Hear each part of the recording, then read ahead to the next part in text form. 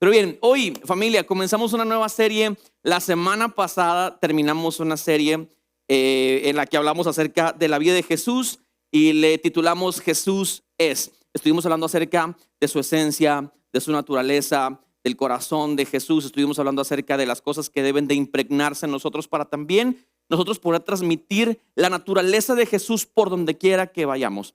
Así que muy contento por lo que pudimos platicar en la serie pasada, y hoy de verdad que también me siento muy feliz por lo que vamos a hablar en el transcurso del mes de octubre. ¿Qué se celebra el mes de octubre?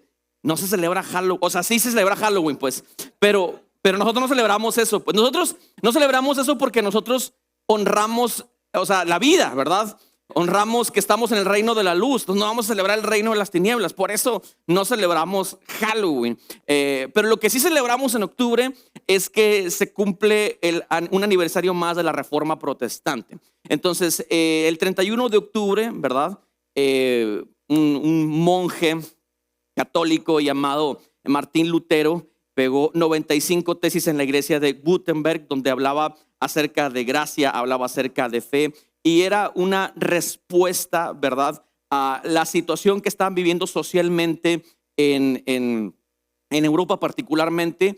Y esta acción de este hombre, Martín Lutero, vino a revolucionar todo lo que constituía la fe y la institución eclesial. Así que hoy quiero hablar acerca un poco de eso. Ya hace un par de años, en 2022, estuve hablando acerca de eso también.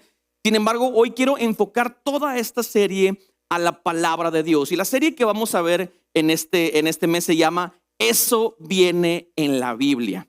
Amén. Eso viene en la Biblia. De eso es lo que vamos a estar hablando en este mes, de verdad. Este mes te voy a desafiar a que si tienes un hábito un poquito endeble, tu lectura de la palabra, puedas reafirmar otra vez ese hábito. Y que si de pronto no lo tienes desarrollado, bueno, en esta serie te voy a dar una serie de desafíos para que te vayas de verdad con estas tareas del día a día y que puedas llevarlas a cabo en tu casa, que puedas escudriñar la palabra de Dios, que puedas leerla, y que si ya lo dejaste, renazca en ti un amor por la lectura. Pero si nunca lo has desarrollado, que pueda nacer en ti un amor por la lectura en la palabra de Dios, porque la palabra de Dios nosotros creemos que tiene el poder de transformar vidas, tiene el poder de transformar familias, tiene el poder de transformar la esencia total de una persona. Y eso es lo que estamos buscando, ¿no? Creo yo que cuando hablamos de la reforma, tenemos que hablar acerca de lo que Dios originalmente anheló para la iglesia. Y yo creo que de pronto, como seres humanos, de manera natural, tendemos a pervertir casi siempre todo lo que viene de parte de Dios, ¿no? A veces nuestras interpretaciones mezcladas con nuestras ideas muy particulares, con nuestras emociones, con nuestras vivencias, mezclamos el Dios dice con yo opino, con yo creo, con el yo me siento. Ahora, no trato de invalidar tus sentimientos, lo que tú crees, lo que tú sientes, lo que tú has vivido, pero yo creo que todo eso se debería de inclinar ante el poder y la soberanía de la palabra que Dios ha hablado a nosotros. ¿Alguien dice amén a eso? Entonces, de eso vamos a hablar en esta serie. Eso viene en la Biblia. Y te voy a pedir que vayamos, por favor, a Romanos capítulo 1 y verso 17.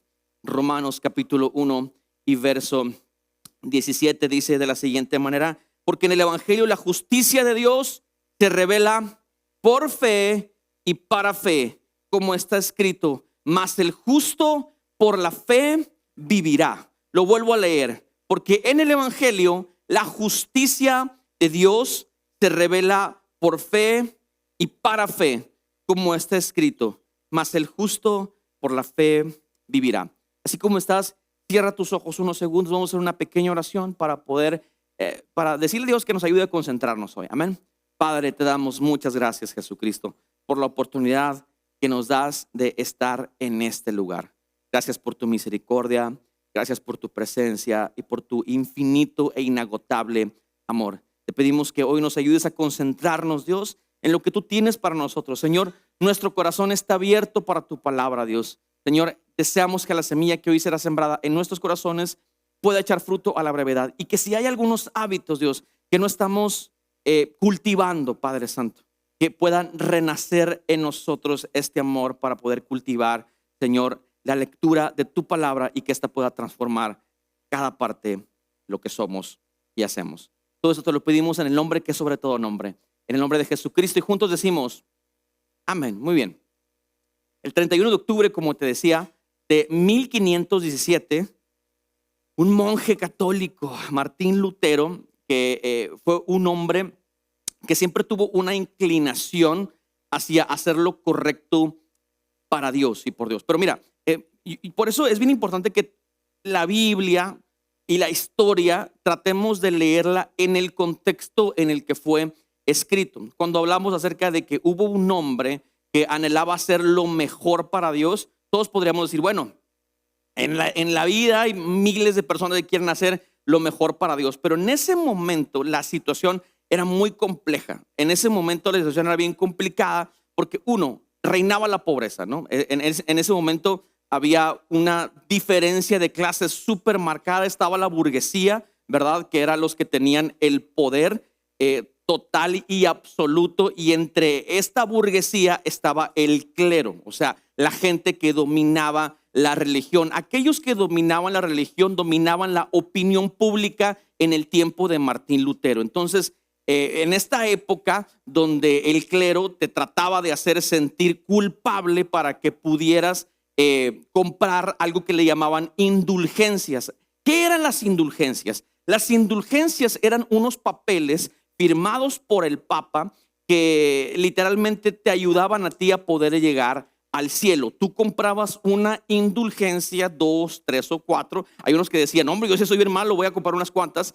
Y entonces ellos decían, antes de que tu moneda llegue al fondo del bote, ya salió tu alma del purgatorio, o ya salió una persona que tienes en el purgatorio de ahí para que pudiera ir al cielo. Entonces, aparte de que había mucha pobreza, había mucha ignorancia, muchísimo alfabetismo, y lo único que la gente conocía respecto al cielo, respecto al infierno y respecto al purgatorio, lo vemos en pinturas, en arte. Por eso, si te das cuenta, mucho del arte religioso nace en esta época, en los años 1500. Muchos pintores tratan de hablar a través de su arte al pueblo que no sabía leer y mucho menos escribir. Trata de ejemplificar cómo es el cielo, cómo es el infierno. Dios nos permitió este año, a mi esposa y a mí, poder hacer un viaje al antiguo continente o al viejo continente, y pudimos ir a un museo que tiene mucho del arte que tiene ahí. Es un arte religioso. Me asombra el tipo de arte que en aquel momento Miguel Ángel y todos estos grandes pintores que conocemos por sus increíbles obras retrataban respecto al cielo y al infierno. Y pensaba yo, ¿cómo la gente no iba a tener temor al infierno? Si mira cómo retrataban las cosas, ¿no? ¿Cómo la gente no iba a tener miedo a lo místico? Si mira cómo estos hombres trataban de evangelizar a las personas. Entonces, la gente creía por temor, ¿no? Y todo lo que dijera en ese momento el encargado del clero era, pues al final, lo que terminaban creyendo. Y entonces Martín Lutero, en este contexto, tratando de hacerlo mejor, era un hombre que vivía en constante culpa. Se mete a estudiar para poder tratar de librar un poquito la culpa que sentía por sentirse un pecador y no poder alcanzar a Dios a través de sus obras. Se mete a estudiar, pero leyendo la palabra de Dios se encuentra con este texto que está en Romanos capítulo 1 y verso 17. Ahora, para este momento, Martín Lutero había leído infinidad de veces este texto, pero es lo grandioso de la palabra de Dios, que no importa cuántas veces leas el mismo texto, Dios siempre tiene algo nuevo que decirte según su misericordia. ¿Alguien dice amén? La palabra de Dios es viva y eficaz y más cortante que cualquier espada de dos filos. Eso lo creemos, caminamos en ese credo. Nosotros nos dirigimos hacia la meta, creyendo que siempre que leamos la palabra de Dios, la palabra impacta nuestro corazón. Entonces me encanta porque la revolución o la reforma, ¿verdad? La reforma protestante hacia lo que existía en ese momento no vino a través de una espada, no vino a través de un ejército, vino a través de un versículo. Es sorprendente el alcance que tiene la palabra de Dios. Y Martín Lutero lee, porque en el Evangelio la justicia de Dios se revela por fe y para fe.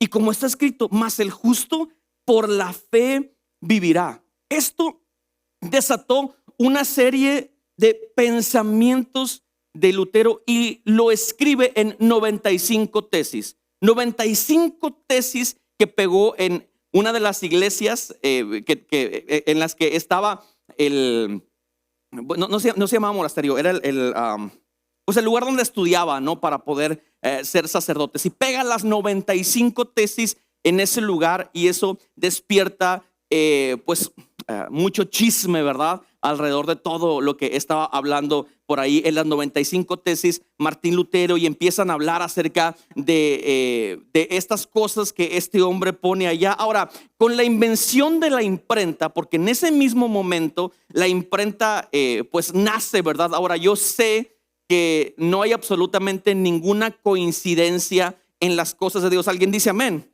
O sea, no fue coincidencia que en el momento en el que Martín Lutero está poniendo ahí las tesis, pues de pronto se desate la invención de la imprenta. Y bien, esto ayudó a que muchas personas pudieran leer las 95 tesis de este hombre que tuvo un despertar y algo ardió en su corazón. A lo largo de los años, teólogos, personas muy inteligentes han tratado de simplificar las enseñanzas de Lutero y las simplificaron en algo que se le llama las 5 solas. Yo sé que me estoy yendo muy teórico hoy, ¿verdad? Pero ahorita te voy a hablar directamente a ti, ¿sale? Solamente necesito explicarte eso para dar el preámbulo, lo que vamos a hablar. Pero te lo prometo que me quedan unas 3 horas. No. Ahorita en unos minutos terminamos. Entonces, las 5 solas, bien rápido, ¿sale? Es sola gratia, sola fide, sola scriptura, solus Christus y soli Deo gloria. ¿Y por qué así? Bueno, porque aunque la gente era ignorante en ese momento, ¿verdad? No había capacidad de lectura ni de escritura. No solamente era la inaccesibilidad al conocimiento, sino también la escritura, ¿verdad? Lo que leían los sacerdotes en ese momento a la grey, todo estaba absolutamente escrito en latín. Es por eso que las 5 solas están escritas en latín. Sola gratia significa sola gracia, sola fe, sola escritura, solus Christus significa un solo Cristo y soli Deo gloria significa la gloria solo para Cristo. Entonces, esto simplifica un poquito toda la teología muy particular que le fue revelada a este monje católico en ese entonces. 3 años después, en 1520, el Papa emite un comunicado directo a Martín Lutero y le da 60 días para que se retracte. 1521 se le cita un concilio que se le llama el Concilio de Worms, donde estaba el emperador Carlos V, los príncipes, reyes, el Papa, los cardenales.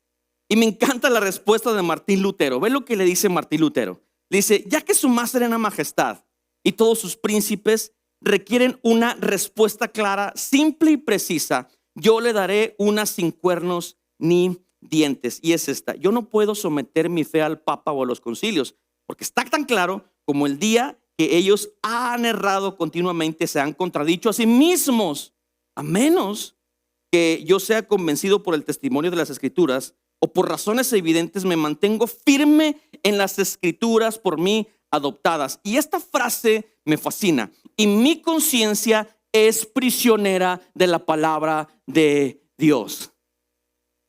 Mi conciencia es esclava de la palabra de Dios. Me fascina esto y quiero hacer un pequeño paréntesis acá, que bueno, ya casi terminó la respuesta de Martín Lutero, pero me encanta esto porque yo creo que esa debería ser la respuesta de cada uno de nosotros como cristianos. Nuestra conciencia ante una situación de peligro, ante una situación compleja, ante una situación en la que emocionalmente no nos sentimos en el mejor de nuestros momentos, esta debería de ser nuestra respuesta clara, ¿verdad? Y convincente. Mi conciencia es prisionera de la palabra de Dios. Y termina diciendo, y no puedo ni quiero revocar ninguna, viendo que no es seguro justo actuar contra la conciencia.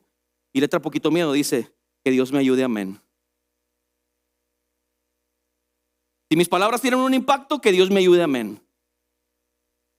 No sé qué vaya a pasar, pero que Dios me ayude, amén. O sea, no puedo estar retractándome de algo que fue revelado justamente por la palabra de Dios.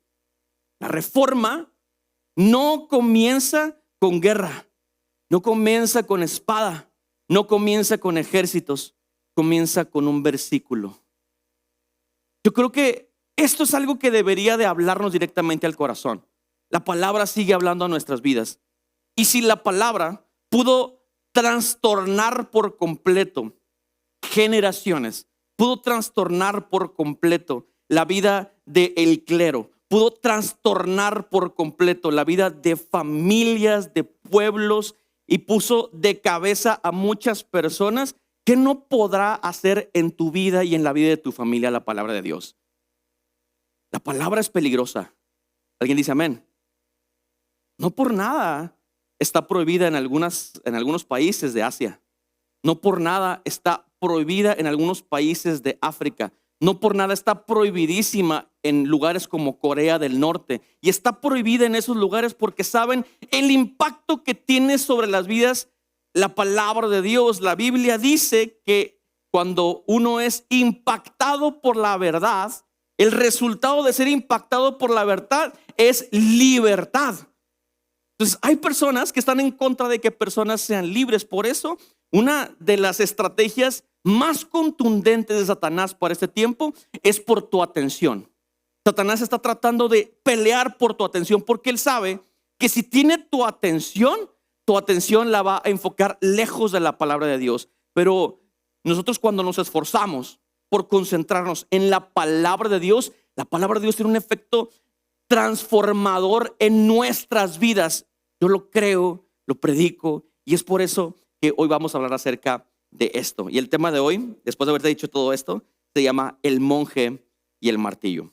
Yo quiero simplemente darte algunos principios para que hoy puedas abrazar con todo tu corazón lo que Dios anhela decirte en este día. El primer principio es este: la palabra, tú ten tranquilidad en esto. La palabra es inspirada y es suficiente para nosotros. Yo sé que hay religiones, yo sé que hay subdivisiones del cristianismo, y ellos dicen, sí creemos en la palabra, pero aparte tenemos este otro libro sagrado. Creemos en la palabra, pero aparte creemos en estos dogmas muy particulares.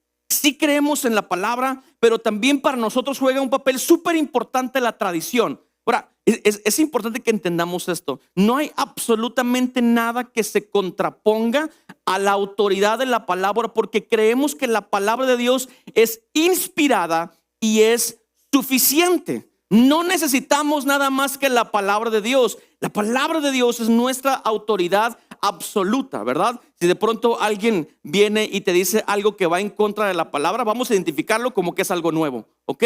Y me encanta algo que dice el pastor Héctor Hermosillo. El pastor Héctor Hermosillo dice, si es nuevo, no es bíblico. Y si no es bíblico, no es nuevo. Todo está ahí. ¿Alguien dice amén? Traigo esta nueva revelación. Bueno, escudriñémoslo. Probablemente habrá algo que Dios nos pueda revelar acerca de esto, pero si no es bíblico, necesitamos entender que no hay absolutamente ninguna palabra que se contraponga a la verdad de Dios. Segundo de Timoteo, capítulo 3, verso 16 dice, toda escritura es inspirada por Dios y útil para enseñar. Es útil para reprender. Es útil para corregir y para instruir en la justicia. ¿Qué significa eso? Que es completa para absolutamente todo. Si quieres enseñar un principio, toma la palabra de Dios y enséñalo filtrado a través de la palabra de Dios. Si quieres reprender a una persona porque tiene una conducta antibíblica, incorrecta, anticristiana, la palabra de Dios tiene lo que necesitas para poder desarrollar esa tarea importante que incluso Dios nos la ha mandado, para corregir y para instruir en justicia. No necesitamos absolutamente nada más porque la palabra de Dios es suficiente. La Biblia es un conjunto. ¿Qué es la Biblia? La Biblia es un conjunto de manuscritos. Manuscritos encapsulados en 1600 años de historia. El canon bíblico tiene aproximadamente 64,000 referencias que se cruzan entre sí, pero que apuntan hacia una misma cosa. Jesucristo vino a esta tierra a redimir a la humanidad y tenemos salvación a través de la muerte y la resurrección de Cristo. Desde el Génesis hasta el Apocalipsis, todo apunta hacia una sola cosa. El hombre está apartado de la gracia de Dios o de la gloria de Dios, pero a través de Cristo podemos tener gracia y salvación. 64,000 referencias que se cruzan entre sí. 40 autores distintos que no se conocían, ninguno de ellos, pastores, granjeros, gente que hacía tiendas de acampar, doctores, pescadores, sacerdotes, filósofos, reyes. Todos escribieron una partecita de lo que hoy conocemos como la palabra de Dios, y eso nos hace saber que lo que nosotros tenemos es un manual coherente que va hacia un mismo lugar y que sus múltiples autores y sus múltiples libros caminan hacia una sola cosa: podernos acercar a través de la gracia a nuestro Dios. La Biblia es inspirada por Dios. Está completa. No necesitamos agregarle absolutamente nada más. La Biblia no tiene errores, es inerrante. La Biblia no tiene fallas y es la autoridad suprema en materia de fe y en materia de práctica. Debemos de entender que estos manuscritos que llegaron en distintos idiomas, en el arameo, en griego y muchos más, todos estos manuscritos tenían que ser traducidos a la lengua del pueblo que estaba recibiendo esta palabra, para que el pueblo de a pie, la gente que se dedicaba al campo, que se dedicaba a criar ganado, pudiera entender lo que Dios tenía preparado para ellos. Porque la palabra, familia, no es para líderes religiosos. Alguien dice amén. La palabra es para su iglesia. Nosotros tenemos que estar convencidos de que la Biblia, que muchas veces tenemos empolvada en la casa y que no la leemos como deberíamos de leerla, es una palabra transformadora, y que el hecho de que esté en nuestra casa y en nuestro idioma de verdad costó mucho trabajo. La sangre de muchos hombres y mujeres piadosos que dieron su vida para que la palabra de Dios fuera traducida a nuestro idioma. Es una bendición, amados hermanos. Es una tremenda bendición que podamos tener la palabra de Dios traducida a nuestro idioma y que esta pueda ser una guía que transforme nuestras vidas y la vida de nuestra familia. La palabra de Dios es suficiente. Siguiente principio: la Biblia tiene autoridad. La Biblia tiene la capacidad de regañarme con autoridad. La Biblia tiene la capacidad de llamarme la atención para que pueda corregir mi camino. Ese es el nivel de autoridad que tiene la palabra. Pero no solamente eso. Cuando tú abrazas la palabra en tu corazón, cuando tú la abrazas en tu ser, cuando tú abrazas la palabra, tú puedes soltar esa palabra y con autoridad los aspectos que están a tu alrededor se van a transformar, porque la Biblia tiene autoridad. ¿Alguien dice amén a eso? Segunda de Pedro, capítulo 1 y versos 20 y 21. Dice: ante todo, tengan muy presente que ninguna profecía de la Escritura surge de la interpretación particular de nadie, porque la profecía no ha tenido su origen en la voluntad humana, sino que los profetas hablaron de parte de Dios, impulsados por el Espíritu Santo. Mira, me fascina porque aparte de Martín Lutero, me parece que el primer reformador de lo que se venía haciendo fue Jesús. O sea, el primero que reformó la historia y la tradición y que confrontó a los antiguos, le llamaban la Mishnah, las antiguas leyes que se transmitían de persona a persona. No era la escritura de Dios, pero sino que era como leyes que ellos mismos construían, ¿verdad? Y entonces se las imponían al pueblo. Y el primero que confrontó esto con los judíos fue Jesús. Jesús confrontó las tradiciones que anulaban la palabra de Dios. En su momento, ojo por ojo, diente por diente, hacía mucho sentido para el pueblo judío. Y te voy a explicar por qué. Porque en el tiempo de la ley, o antes de que se escribiera la ley, imagínate que alguien te sacaba el ojo, ¿verdad? Dios no quiera, ¿no? Pero imagínate que alguien te sacaba el ojo. O sea, aquel que había sido dañado le mataba a toda la familia, se apoderaba de todas sus cosechas, se apoderaba de todas sus riquezas. O sea, podía exterminarlo y raerlo de la tierra por completo. Y entonces viene la ley de Jehová. Hey, si alguien te lastima de esta manera, ojo por ojo, diente por diente. No tienes que matarlo, ni tienes que matar a toda la familia. Simplemente ojo por ojo y diente por diente. Pero viene Jesús y confronta esta parte. Dice, hey, yo entiendo que les fue dicho ojo por ojo, diente por diente, mas yo os digo que aquel que te dé una en la derecha, vuélvele la otra. Si alguno golpea tu mejilla, vuélvele la otra. Y entonces empieza a confrontar la tradición de ese momento.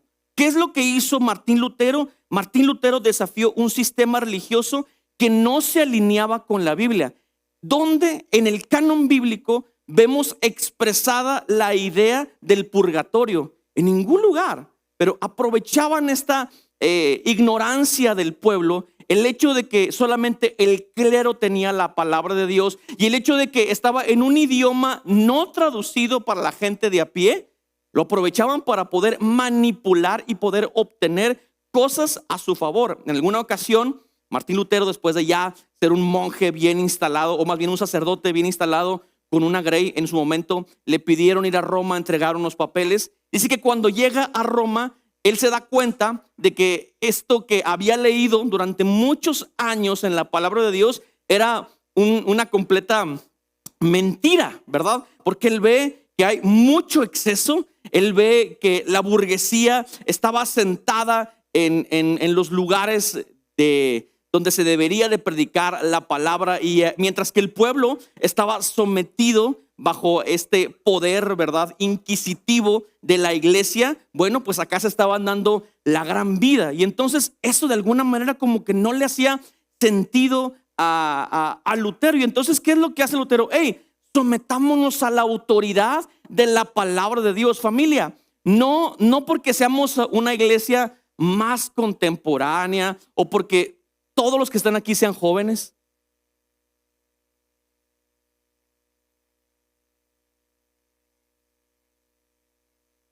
Somos una iglesia joven en todos los sentidos, o sea, porque tenemos poquito tiempo y porque todos los que están aquí son jóvenes. Pero no porque seamos una iglesia joven significa que no tendemos a corrompernos.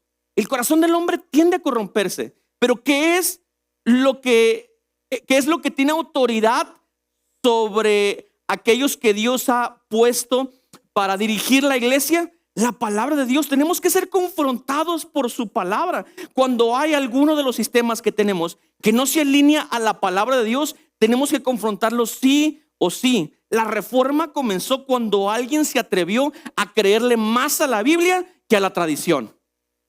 Así nada más. La reforma comienza cuando nos atrevemos a preguntarnos, ¿será que esto que hacemos es algo que nos acerca a Dios o nos aleja de Él? ¿Nos pone en el lugar correcto o nos pone lejos de donde deberíamos de estar? La reforma comenzó cuando alguien levantó la mano y dijo, entendí otra, ¿sabes? Creo que la Biblia tiene autoridad para corregir el rumbo que estamos tomando, pero es que hay personas que desean muchísimo más la tradición, porque para muchos la tradición es muchísimo más sencilla que seguir que la palabra de Dios. ¿Por qué dice la Biblia? Porque dice la palabra de Dios que su palabra es como espada de dos filos, porque penetra el alma. porque nos quiebra por completo, porque nos hace sentir incómodos con lo que somos. La palabra de Dios rompe toda nuestra estructura mental, nuestros quehaceres de la vida, rompe por completo nuestra manera en la que nos dirigimos los unos a los otros. También quebranta el estilo de liderazgo que tenemos muchos de nosotros y que tiene que gobernar la palabra de Dios sobre nosotros, y a veces omitimos la palabra y empezamos a gobernar bajo nuestras propias creencias, empezamos a dirigir bajo nuestros propios sentimientos, emociones y egocentrismo, pero tenemos que ser reformados. Por eso el apóstol Pablo dice: siempre procura de verdad renovar tu mente. No te quedes con lo que aprendiste hoy, renueva tu mente. Reforma significa regresar a la forma original. Lutero se dio cuenta de que lo que estaba viviendo la iglesia en ese momento no tenía nada que ver con el anhelo de Jesús para la iglesia en el futuro. Y tuvo que levantar la mano, tuvo que decir: necesitamos dejar de hacer esto que estamos haciendo acá. Miren lo que dice Jesús en Mateo capítulo 15 y verso 5. Pero ustedes dicen: cualquiera que diga a su padre o su madre, todo aquello con lo que podré ayudarte es mi ofrenda a Dios. Mira, acá la palabra les está diciendo, ¿no? A veces ustedes, Jesús le está diciendo acá a la gente. Sí me siguen hasta aquí, familia. De repente se me va el rollo, pero ustedes síguenme, tratando de seguirme acá. Mira, Jesús les está diciendo: ustedes usan la palabra a su conveniencia. Y entonces la palabra de Dios dice: honra a tu padre y a tu madre. ¿Alguien ha escuchado esto? Honra a tu padre y a tu madre. Pero la respuesta de muchos de ustedes es: con lo que iba a honrar a mi papá y a mi mamá, lo voy a entregar en ofrenda a Dios. Están tergiversando por completo la palabra. Y luego termina en Mateo capítulo 15 verso 9. Sí dice: no tiene sentido que me honren si sus enseñanzas son mandamientos humanos. O sea, esas son cosas que deberían abrirnos la mente, el corazón y el espíritu. Si lo que estoy haciendo no es bíblico, esto debe de cambiar en breve. Si lo que estamos haciendo como iglesia no es bíblico, tenemos que llevarlo delante de los pies del Señor y decirle: Señor, aquí está, esto que hacemos, ¿te honra o te deshonra? ¿Estamos siguiendo tu palabra o estamos siguiendo nuestras enseñanzas o mandamientos humanos? Y son cosas que probablemente algún día nos van a impactar y van a hacer que se rompan aspectos en nosotros, pero creo que si anhelamos que Dios se corone en nuestra vida, hay aspectos que tienen que ser quebrantados en nosotros. ¿Alguien dice amén? Ahora, no tengas miedo, porque siempre que la palabra de Dios se corona en tu vida, frutos preciosos salen de cada uno de nosotros. Cuando Él se corona como lo más importante, como lo más relevante en nuestras vidas, cosas sorprendentes pasan en nosotros. Y quiero terminar con este último principio: deja. Y cuando digo deja, tiene un montón de implicaciones, ¿no? Pero deja que la palabra te reforme. Deja que la palabra te reforme. Mira, a mí me ha costado mucho este principio, y no me ha costado porque me sigue costando. Me sigue costando que la palabra me reforme, y te explico por qué. Porque hay muchas veces que leo la palabra de Dios y me pasa algo raro, porque estoy leyendo la Biblia. Si los músicos me pueden ayudar, por favor. Estoy leyendo la palabra de Dios y estoy leyendo y digo, pienso dos cosas, ¿no? Digo, esto está bueno para predicarlo el domingo, o esto está bueno para una serie. Me ha pasado mucho eso, ¿no? Ahora que soy predicador. Y leo la Biblia y digo, esto está muy bueno para poderlo predicar. Y en el peor de los casos digo, eso está bien, pero en el peor de los casos digo, y esto está bueno para que lo escuche fulanito. ¿Sí me explico? Y esto está con, y esto, déjame lo pongo en el Face. A ver si lo ve este brother. Lo voy a poner en Close Friends y nomás lo voy a dejar a él en Close Friends.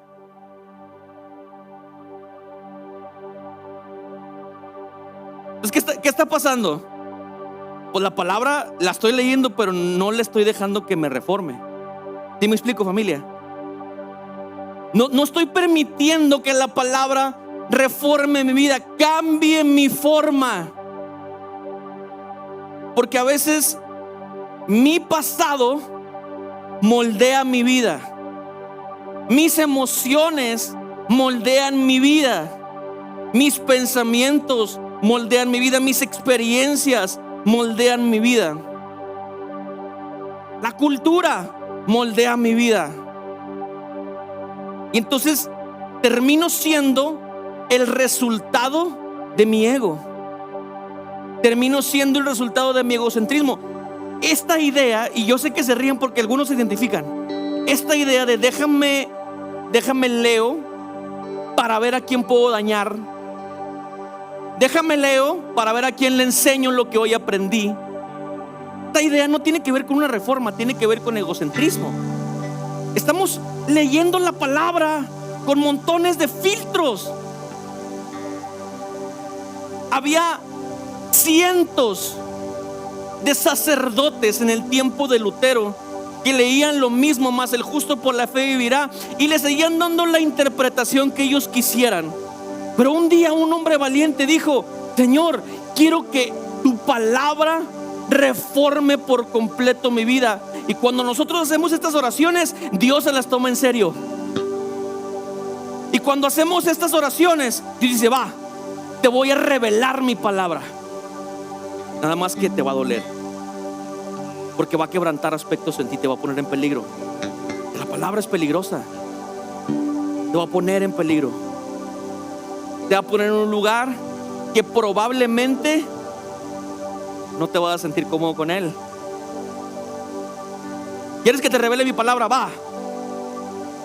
Estoy inconforme con la tradición. ¡Pum!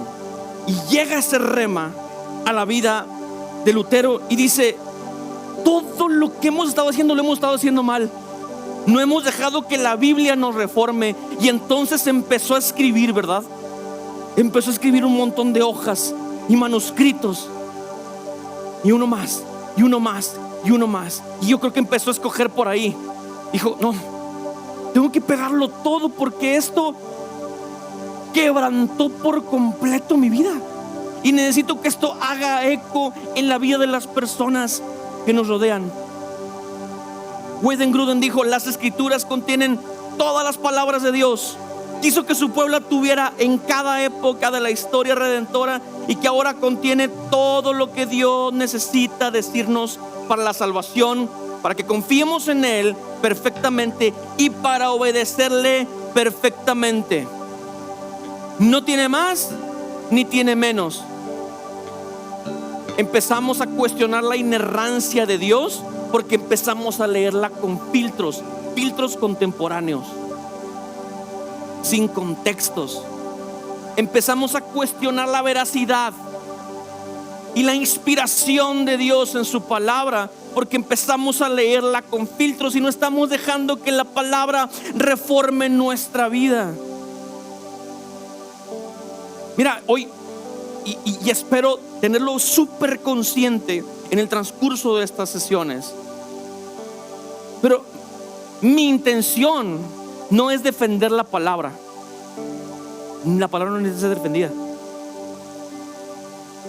Lo que quiero hacer en el transcurso de estas sesiones es que juntos nos quitemos filtros mentales y que regresemos a la Biblia y que podamos respetar su autoridad. No quiero que nos convirtamos en una iglesia que solamente predica la palabra de Dios, sino una palabra que honra la Biblia viviéndola. Lo que comenzó con un monje y un martillo, hoy tiene que impactar nuestra vida y transformar lo que somos, porque de verdad por muchos años hemos sido esclavos de la tradición. Y no estoy hablando de religiones, ni lo piensen y traten de decirle: ah, sí, déjame, lo que dijo el pastor y etiqueto a no sé qué. No. Hemos sido esclavos de nuestras propias tradiciones, Para muchos se ha convertido en una tradición no compartir su fe. ¿Qué pasó ahí? Y es tu tradición. Yo soy cristiano, yo esto y así nomás, pero yo solito. Y eso se convirtió en tu propia tradición. ¿Te ha convertido en tu tradición estar en contra de la pastoral? No importa a qué iglesia vayas. Vas a aquella iglesia y siempre vas a criticar al pastor, a su familia, lo que hacen, lo que no hacen, al equipo de liderazgo. Esa es tu tradición. Y lees la palabra pues la lees con filtros. Uy, ojalá que el pastor pudiera leer esto para que le cale y sepa lo que está haciendo. Y la leemos con un montón. Eso se ha vuelto nuestra tradición. Y pensamos, sí, la tradición de la iglesia católica, la iglesia tradicional. No, hombre. Ahorita te dije, este año tuvimos la oportunidad de ir a aquel continente. No hay cristianos ni católicos, para que sepas. La religión que reina ahí es el Islam. Hay ateos por donde quiera. O sea, no estoy hablando de eso, ni estoy peleando contra ninguna institución religiosa. Estoy intentando confrontar a nuestra iglesia local a que regrese a la palabra de Dios y que la leamos sin filtros para que pueda impactar lo que somos. Charles Spurgeon dijo: la palabra de Dios es como un león, no le defiendas, suéltala. La palabra hace su trabajo solita. La palabra es peligrosa.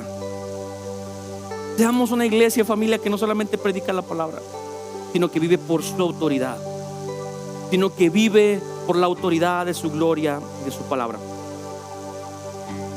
En 1522, un hombre llamado William Tyndale tomó la decisión de traducir la Biblia en el inglés, continuando con los esfuerzos de Martín Lutero.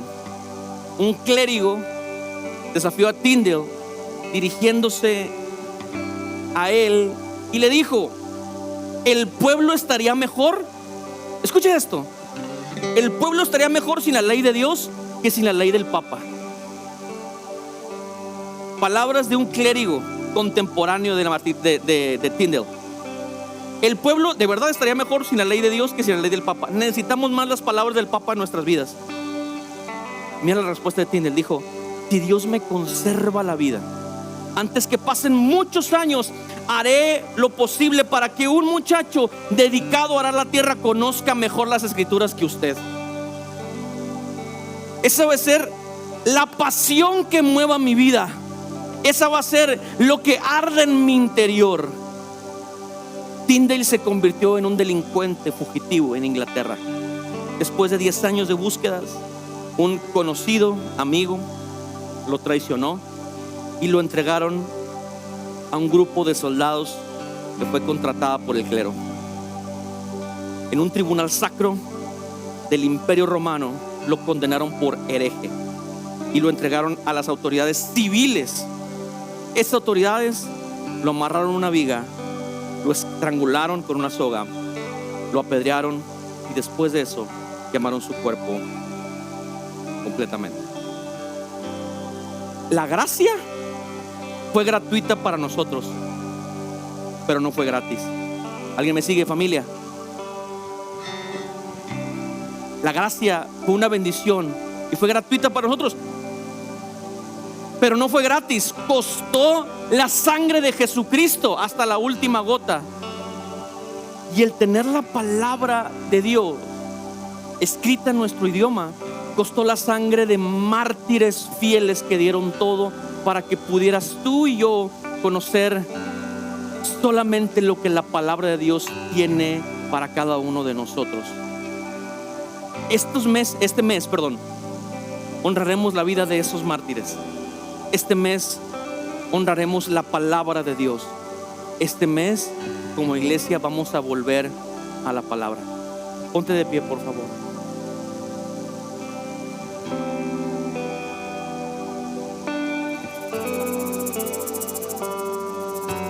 Una de las artimañas más letales de Satanás es creer que estamos bien cuando nos estamos alejando de Dios.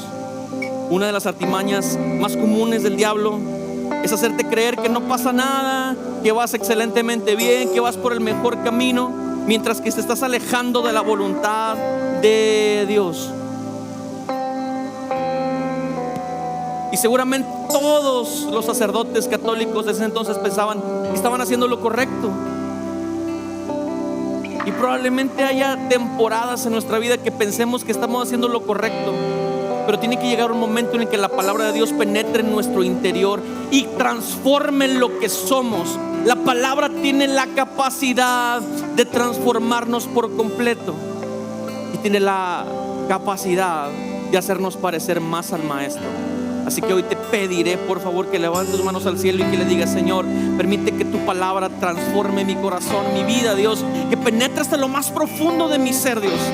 No me permitas, Padre Santo, leerla de manera superficial, sino permíteme ser transformado por tu gloria, por tu palabra, Señor Jesucristo. Señor, este mes me comprometo, Padre Santo, a regresar a tu palabra y a reenamorarme de la misma, Dios, a redescubrir, Señor, hábitos de lectura en mí, Padre Santo. Si esto está prohibido en el Medio Oriente es porque tiene poder, Dios. Hoy, Señor, voy a aprovechar los beneficios, Dios, que tengo, Padre, como occidental, para poder leer, regresar a tu palabra y permitirle a la palabra que transforme mi corazón, mi vida y mi ser. Porque levanta tus manos al cielo y dile: Señor, transfórmame por tu palabra. Cambia mi corazón con tu palabra. Transforma, Padre Santo, lo que soy con tu palabra. En el nombre de Jesús.